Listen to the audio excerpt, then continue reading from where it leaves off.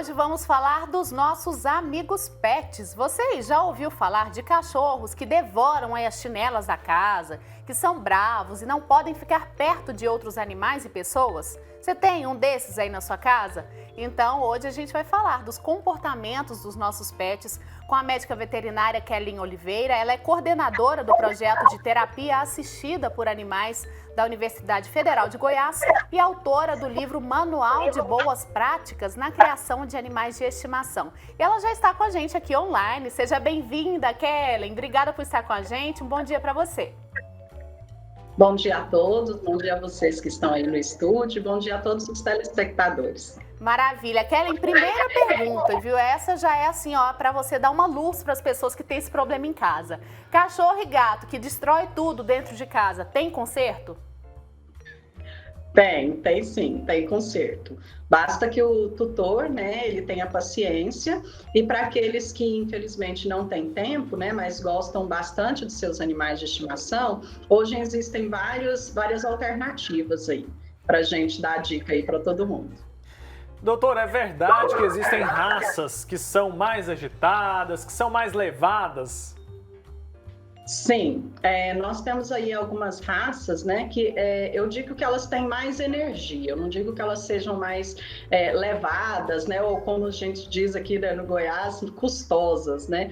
Então eu digo que tem algumas raças de cães que eles têm mais energia e que se o tutor ele não gasta essa energia do cão, o cão vai gastar em alguma coisa dentro da casa, que aí é o que vem, né, a história do destruidor, né? Aquele animalzinho que destrói a almofada, que destrói o tapete, que destrói os móveis em geral da casa.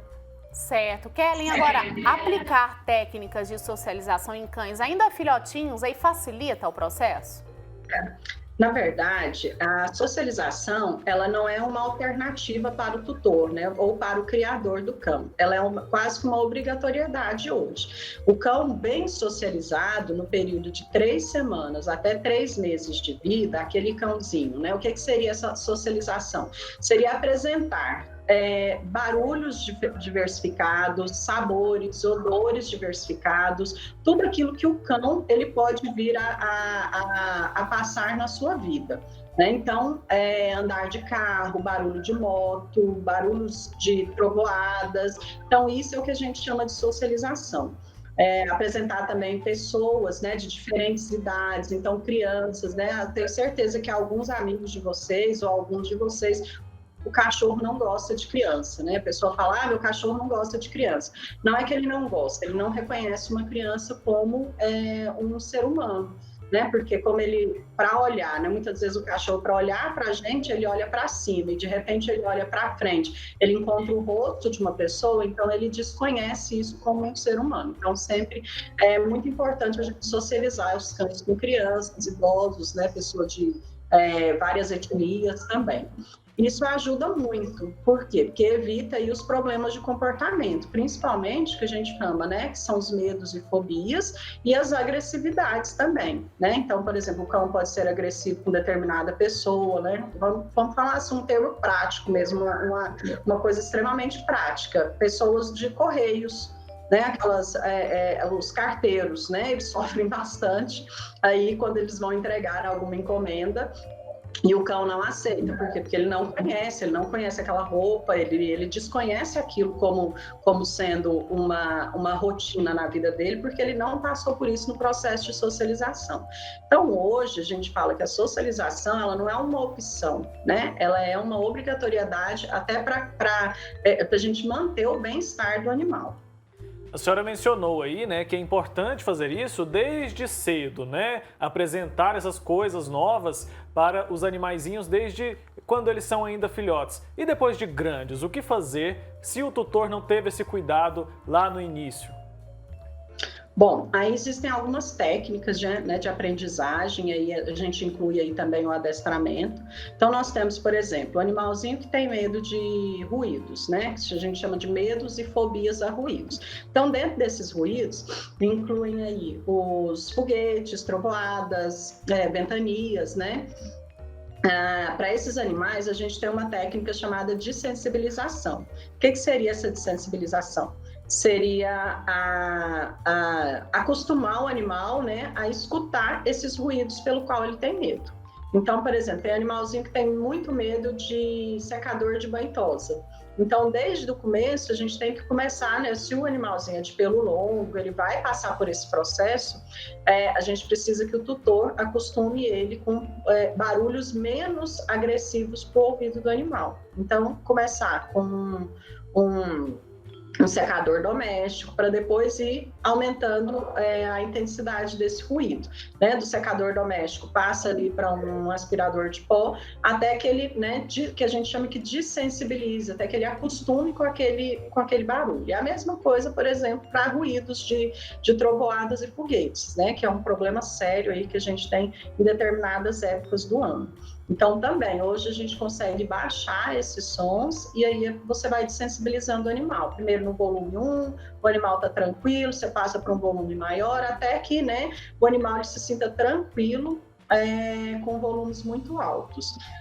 Então, essa é uma técnica. Por exemplo, para um caso aí de agressividade ou destruição, né, que é o nosso foco aqui hoje, a gente tem uma técnica chamada de contracondicionamento. Então, esse contracondicionamento é você desviar a atenção do animal para alguma outra coisa que seja mais interessante do que aquilo. Então, ou para desviar o animal, né, dele agredir alguém ou algum outro animal e desviar a atenção dele também no caso dele querer destruir algum móvel da casa. Então, assim, existem várias técnicas de aprendizagem que a gente pode utilizar.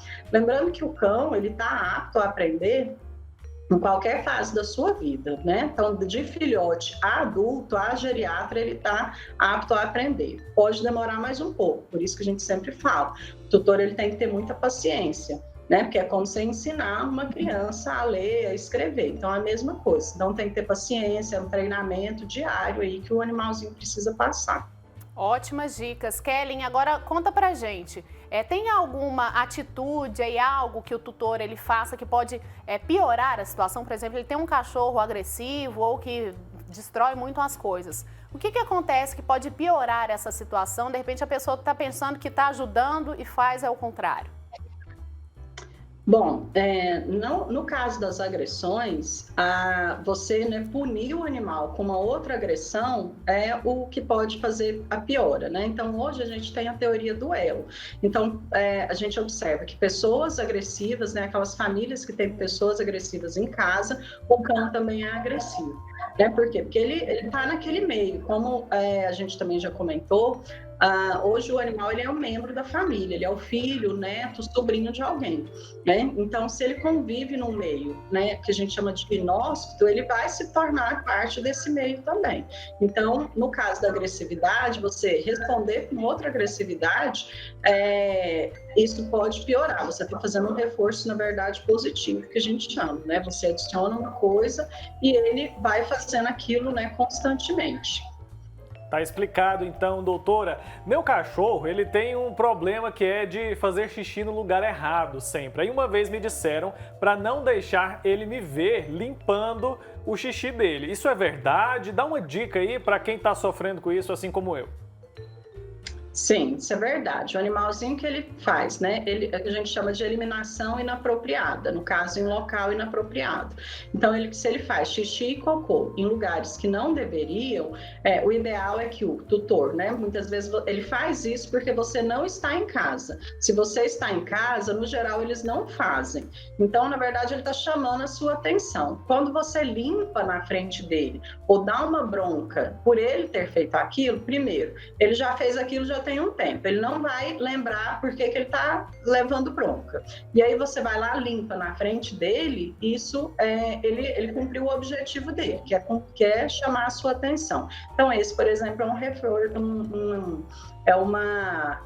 um exemplo de reforço positivo. Você está reforçando que ele continue fazendo isso, por quê? Porque ele cumpriu o objetivo dele, que era chamar a sua atenção. Então, na verdade, ele está te punindo porque você deixou ele fora de casa. você ficou fora de casa, né? Você deixou ele sozinho. Então, no geral, é isso. Então, o que você tem que fazer? Você tem que, né, tirar o animal do local, fazer a limpeza correta, porque também uma outra coisa que a gente observa é que a urina tem uma substância chamada de feromônio. Então, o animal, ele faz xixi naquele lugar, ele sempre vai voltar para fazer xixi naquele lugar ali. Então, ou na perna daquela determinada mesa, tem animais que ficam tão emburrados, né, tão chateados com o tutor, que ele faz xixi na cama do tutor, no travesseiro do tutor, é aquele local onde o tutor mais fica, ele vai lá fazer a puniçãozinha dele por alguma coisa que o tutor está fazendo e ele não está gostando, né? Então, isso realmente é verdade. Você está fazendo aí um reforço positivo para que ele continue fazendo as eliminações em locais inapropriados. E ele está te punindo, né? E como é que seria essa limpeza correta, então, para que ele não volte a fazer naquele lugar, Kellen? Bom, primeiro, existem algumas substâncias aí comerciais, né, produtos comerciais, à base de enzimas. Então, esse seria o ideal. Então, como que você faz a utilização? Primeiro, você vai secar aquele ambiente ou retirar o cocô daquele ambiente, né, onde ele fez. Aí você vai jogar uma água com detergente, esfregar, secar novamente e aí depois é que você vem com essa substância, né, que são a base de enzima, ou muitas vezes a base de bactérias, que é o que vai corroer, literalmente assim, a gente fala que é literalmente tirar aquele odor, daquele feromônio que atrai o animal.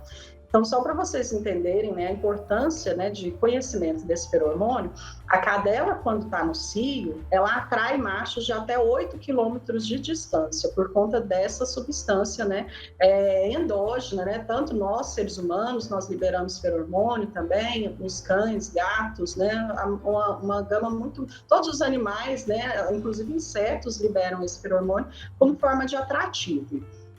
É uma forma de comunicação natural deles. Então, por isso a importância de utilizar esses produtos. E aí existem alguns outros produtos que você pode utilizar também, produtos comerciais, que afastam o animal daquele local.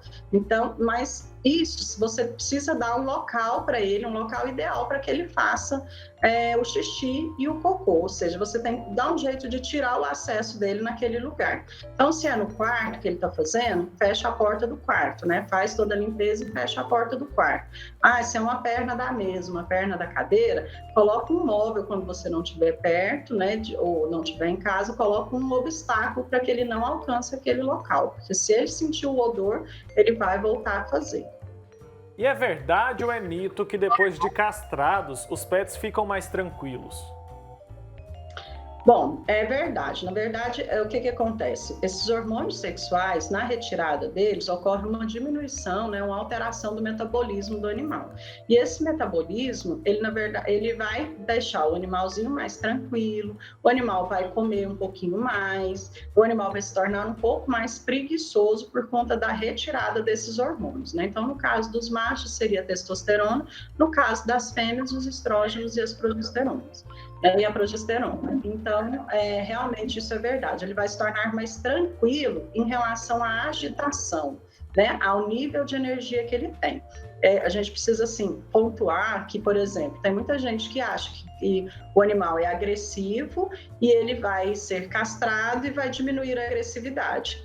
Isso não é totalmente verdade, né? Então, ele pode continuar sendo agressivo com pessoas, com animais, do seu convívio ou do animais, né, esporádicos, mesmo castrados. Então, não existe essa relação da castração e da diminuição da agressividade do cão. Então, isso é uma coisa que a gente tem que pontuar bem, porque tem muito cliente que chega, eu quero castrar meu animal porque ele está muito agressivo. Muitas vezes o problema não é a castração, é o comportamento mesmo do animal. Certo, aí vale as outras dicas que você já deu pra gente. Kellen, quero te agradecer muito, viu? Queremos te agradecer aí pela participação, esclarecimentos. A gente vai voltar, é claro, a falar sobre esse assunto. São muitas perguntas, mas por hoje tá ótimo. Muito obrigada, viu, por ter vindo falar com a gente aqui hoje. Eu que agradeço, eu estou sempre à disposição de vocês. Maravilha, um grande abraço para você, viu?